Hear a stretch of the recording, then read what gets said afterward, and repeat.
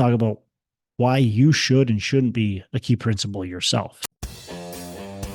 Hello and welcome to Pillars of Wealth Creation, where we talk about creating financial success with a special focus on business and real estate. I'm your host, Todd Dexheimer. Now, let's get to it. Hello, and welcome back to Pillars of Wealth Creation. I'm your host, Todd Dexheimer. Hey, look, Happy New Year. The year is coming to an end. Christmas is just a week away, so Merry Christmas to everyone. And look, we are this time of the year really working on a couple of things. First of all, we're working on finishing the year strong. I don't personally, and my business partners, we don't really take a lot of time off this time of the year because we feel like a lot of other people do. And so we feel like this is a great opportunity to get caught up with a lot of things. I get less emails. I get less interaction from people. We just in general get less interruptions. So it's a great time to really focus on the business and improving that. And I also think it's a great time to really think about where the business is, where it's been, what your strengths are, what your weaknesses are, and to be able to think about how can we improve those things. Now is the time of the year, of course, towards the end, where you're probably thinking about your goals, right? We make New Year's resolutions. Quite frankly, I don't, but a lot of people do. We have goals that we set for the next year. So I take some time and write down what my goals are. I review my last year's goals, which I've done several times, by the way, this year. I usually do it once a quarter. And I'm going to review those again and go, okay, what did I hit and what did I not hit? Quite frankly, this year, I didn't hit a lot of my goals, my financial goals, at least. This year, my goal was to buy $100 million of real estate. We bought one deal. So we bought about $20 million worth of real estate. So I missed that big time. All right. This year, my revenue goal, my net income, I guess, goal, didn't hit. And a big part of that is because we didn't buy anything or very little. Right. So miss some of those goals. I also have health goals. I've got relationship goals, all kinds of stuff. And so I'm review those, go, what did I do good? What did I do bad? What can I improve on? How can I improve on that? And I think that's the more important part. Like, how can I improve on it? Why did I not hit my goals? This year is, let's talk about the business goals, right? The $100 million worth of real estate purchase. Why didn't I hit that goal? So a big part of it I can excuse at the market, right? But I think another part of that is maybe what do we need to do to step up our relationship building? How can we get some of these deals that are off-market deals? Because I know some people that have scored some pretty seemingly good deals, right? So what can we do so we're the ones that are the benefactors of that and not somebody else? How can we improve upon that? And, quite frankly, some of the goals I'm happy we didn't hit. And so why am I happy we didn't hit that? And then how is that going to play into 2024's goals? What I think is really important is when you write your goals, write them on down. I like to, and I've said this before, I like to put my goals down. I like to put how I'm going to achieve those goals. Okay. And then right when I'm finished with my goals, I want to start implementing those things. So I'm not going to wait until January, 1st, 2nd, 5th, 10th, 20th, whatever it is. I'm not going to wait. I'm going to start implementing those goals right now. So if I finish my goals, December 23rd, I'm going to start implementing them. Well, probably December 26th, right after Christmas. I'm not going to stop. I'm not going to wait. I'm going to start implementing those right away. I think that's really important. Don't sit on them and wait because it's really hard to get started back up. All right. Anyways, that's not really what I want to talk about anyways today, but, oftentimes I get distracted and, things come to my head. But Merry Christmas, Happy New Year. And I want to talk about being a KP or getting a KP. And so key principle in your business, and specifically real estate we're talking about, but it could be any business, right? So you start up a new business, a lot of times you want to get some sort of loan and you can't qualify because you have no business credit. You just haven't done it before. And so a lot of lenders are going to be like, hey, we're just not going to lend to you. So, how do you get somebody on your team to be a key principal? And we'll talk about why you should and shouldn't be a key principal yourself. So, let's talk real estate specific. So, when I'm getting a loan for a duplex or a single family home, like the key principal, if you need one, is probably going to be your mom or your dad or your brother or sister, uncle, somebody really close to you like that, because they're personally guaranteeing it, they're taking on a lot of risk. It doesn't make sense to KP something, and there's not a lot of meat on the bone, right? For you to share with somebody else, even if you're doing a fourplex or a 10 unit building, quite frankly, or a 50 unit building, maybe not even. The biggest hurdle with a KP is that personal guarantee. Okay. And that's the biggest risk as a KP is the personal guarantee. You're putting your personal name out there. So now if you're getting a loan with a personal guarantee, that's full recourse or even partial recourse, that you got to have some hesitation with. And any KP, any key principal is going to have major hesitation with that. Quite frankly, I would never consider being a key principal for somebody that has a full personal guarantee. I just wouldn't do it. I would say, no, thank you. I don't care how sweet the deal is. I would say, no, thank you. Now, would I consider buying it from you? Would I partner with you? Yes, but I want full control, right? I want full control. I'll allow you to help me with certain things, but we're going to be in full control, right? So that I would be a KP, quote unquote, but I would be a KP with full control right from the get-go. And I would take a lion's share of the deal. That's just how it would be.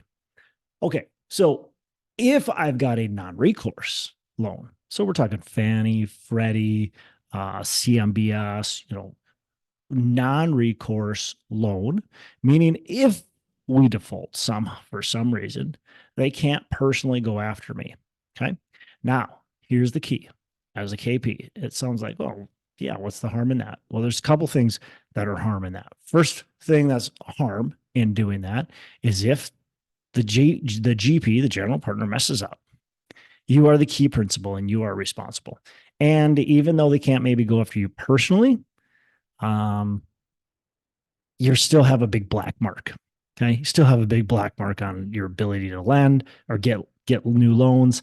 It just doesn't look good. Okay, so there's a huge negative mark on your portfolio or on your ability, really. So the other thing, and this is the scariest part to me, is yes, it's non-recourse, but they've got all kinds of carve-outs, all kinds of bad boy carve-outs. It could be very simple. They didn't financially report everything they should have. Okay, they didn't financially report on time. They didn't provide notice that they were changing property management companies. They took distributions when there was some provision in the loan that maybe didn't allow them to take distributions, even though they didn't read it properly or didn't know, like they just didn't read something properly. So that's a big red flag. It's something that you got to be really careful of. And so all of a sudden, now that personal guarantee is there, and now it affects your credit. That's huge. So you definitely don't want to be a part of that. And the other thing too is, again, it's your reputation on the line. So if things are running poorly, any kind of dishonesty, anything like that, is your reputation on the line. And that's just not good, right? Payments are late, whatever it might be. Doesn't even have to be big things. Still your reputation on the line because you're tied to it. With the KP though, there's definitely some good things. Okay. And so I know several people that have been key principals. They have a little bit of experience. They have high net worth and liquidity. And so they become the KP. And that's what the KP really is. Key principal really is. It's somebody that has a high net worth, a high liquidity, and possibly has some experience already with agency type debt or with apartments, with any kind of commercial buildings. And so they're able to sign on the loan. When you get one of these non-recourse Fannie Freddie CMBS loans, they're usually going to require a good amount of net worth, typically the loan amount. So maybe it's a $10 million loan. You got to find somebody that's worth $10 million. And then they're going to want to make sure that you have good liquidity. And depending on the loan and all that kind of stuff, type of stuff, it might be that you have 6 months worth of liquidity, basically principal and interest payments in a bank account. Okay. It could be 10% or, a certain number, but you want to make sure you understand that and then find the right person as a KP. And if you're sitting here going, well, I could qualify, I could be a KP, that's good. Again, watch out for certain things. Make sure you're with a very reputable general partnership. But it's good because you can gain, you can really get to where when you're getting these bigger loans, you're going to get treated better when you have more experience. So you can gain that experience. So if you're going to do it on your own, right, you're gaining that experience with Fannie Freddie to where when you do it on your own, you could be the sole KP. Okay. And you can qualify for a bigger loan. The more of these you have, and that are performing, the kind of the easier they are on you. So, let's just say the typical net worth is 100% of the loan amount. Well, if you've done 10, 15 loans, they're all on good standing, and let's say your net worth is 10 million, and all of a sudden you're looking for a $15 million loan, they're going to be more likely to lend to you because they've got so much experience with you. I'm not saying they will, but the more likely that they would. Now, if it's, your net worth is 10 million, you're trying to get a $30 million loan, probably not. Then you'd have to bring on an additional key principal. So that's a good thing. The other thing is that it allows you to get ownership of the deal. So as a KP, as a key principal, you get to negotiate that amount. Somebody's going to come up to you and go, "Hey, I need a key principal," and they know you. They know you've got liquidity and net worth, and you've talked to them about doing it. And so they come to you and say, "Hey, now it's time, and I'm going to give you 5%, 10%, 20%, whatever you guys have worked out of the deal to be a KP." And really, it's about risk mitigation. So if you're going, "Hey, this is a little bit higher risk deal, maybe it's a floating rate, I want 20%. Or if this is a really low risk deal, a super experienced group, they're just needing me as a KP. They've got a bunch of liquidity net worth as well. They're putting down all the earnest money. I don't have to put any money into it. Blah blah blah." Yeah, maybe you're going to take less. Maybe it's 6%, 8%, 10%, something like that. So you get part of the general partnership. Usually, you get a fee up front for that. So you might get part of the asset management fee. And you might get a kicker at the end, right? When you go to sell it, you might get an exit fee type share as well. So big benefit there, financial benefit. And of course, a lot of times with KPs, they put money into the deal.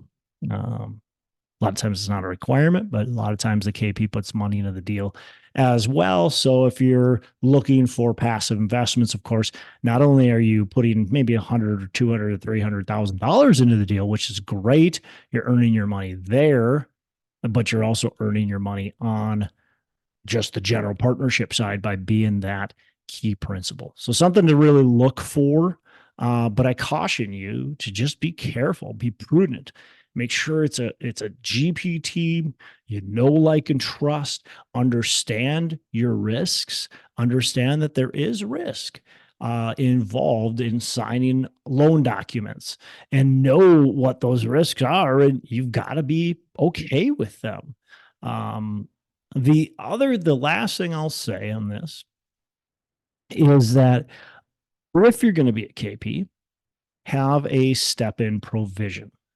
Okay. So step-in provision says, hey, you're not performing, and you can have, specific things like they got to meet X percentage of occupancy. And if they don't hit that occupancy, you can step in. If they are below that occupancy for a certain consecutive months, you can step in. So step in provision allows you to step into the general partnership and start making informed decisions.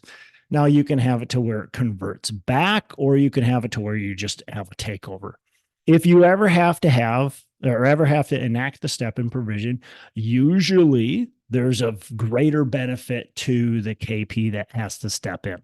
So let's just say you had a 20% ownership of the GP. If you have to enact your step in provision, you might all of a sudden get 50%, 60%, even 100% of the GP. You essentially override the current GP to step in. It allows you also to sell. Let's just say this property is just not doing well. You're not liking where it's going. And maybe there's a little bit of equity, and you say, hey, look, guys, we're selling right now because you haven't hit these metrics that you're required to hit. I've got my step-in provision. We're selling today. And you can force a sale, force a management change, force certain things to take over. And that's super important to be able to have. And maybe you're like, well, I'm not an expert in this. It's still important to have, still really important to have, because if you have to, you want to be able to take over and maybe hire an asset manager, hire an expert, hire a new property management company, whatever it might be. But you want that, even if you're like, hey, these guys are the expert, not me. Just trust me, put that step-in provision in there. It's going to potentially save you on a deal if things go south. So, all right. Well, that's all I got. Just want to talk about that a little bit. And of course, talk a little bit about the goal setting. Set your goals now. If you haven't done so, now is a great time. Things are a little bit slower. I like to do them either right before Christmas or right after Christmas, get my goals done, and then start pounding them out right away. Don't delay, get on them. And then let's kick some 2024 butt and make it a great year. Look, for us, 2023, quite frankly, it was a tough year. We didn't buy what we wanted to buy. Interest rates skyrocketed. It just was a tough year. 2024, look, it's going to be an awesome year. Let's make it awesome together. Wish you well. Merry Christmas. And I'll speak to you before New Year's, but Happy New Year's if I don't catch you before then. Hey, thanks so much for listening. I appreciate you being a loyal listener. I would love to have you go on to our Facebook page and subscribe, give us a thumbs up, go on to iTunes or wherever you listen and give us a rating and review. Don't forget to subscribe.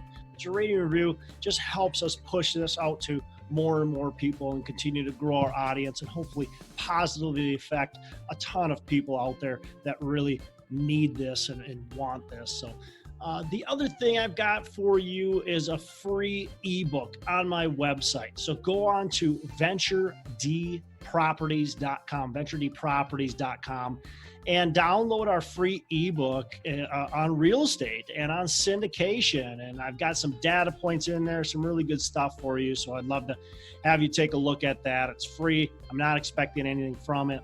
And also, look, if you want some help in multifamily, want some help learning, growing, getting your business off the ground, I would love to talk to you about what it would look like to work with me potentially and see if that's a good fit. So you can go to coachwithdex.com and check that out, and we can definitely have a call.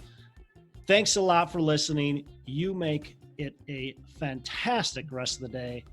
I'll catch you on the next episode.